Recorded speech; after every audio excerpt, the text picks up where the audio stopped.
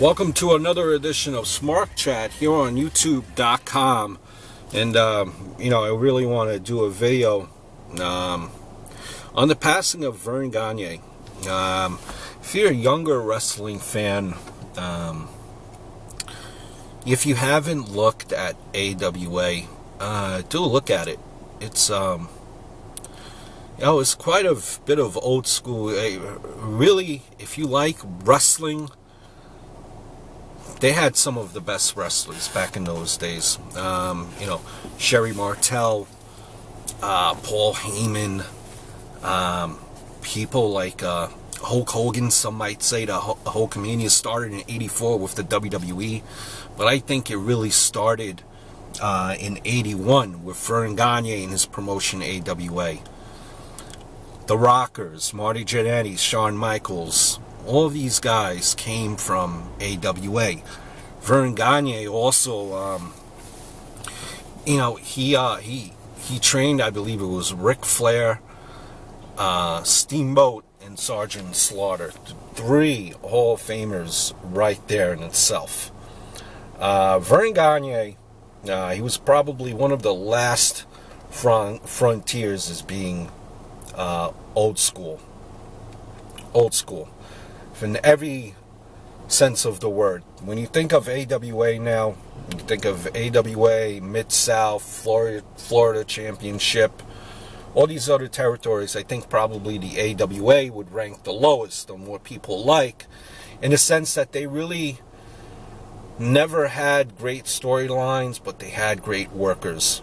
I think it's comparable right now to ROH, AWA. And that's, why they were able to stay around for a while, because they had great workers. But let it be known that he kind of, AWA died a slow death because they weren't really able to adjust with the times. And Verne Gagne always thought that, he just never adjusted, and that the old school way would prevail. His son there, Greg Gagne, tried to kind of change his mind what they did back then. Probably the only thing that they did to adjust with the times to be a little bit more cutting edge is Greg Gagne introduced actual band music for entrance of the wrestlers. Like he would have Van Halen, for example, be the entrance song for a wrestler. Nowadays you don't see that because of copyright.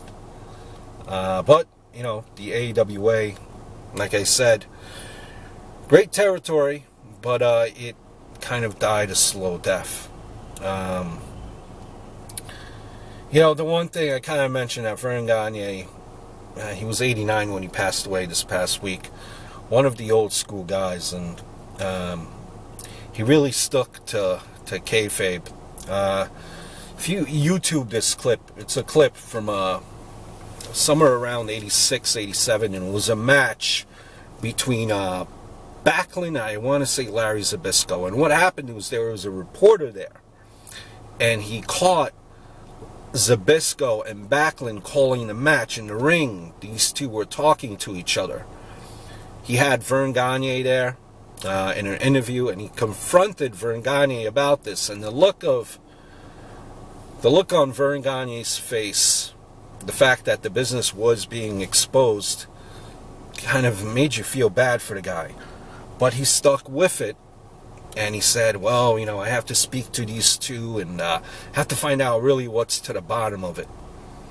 He's really stuck to that kayfabe, kind of an old school guy, one of the last frontiers. It's sad that AWA really didn't stick around past the mid-'80s. They had great workers. Unfortunately, they just weren't able to survive. But without a doubt, one of the legends of all time is Verne Gagne. So until next time, adios, over and out.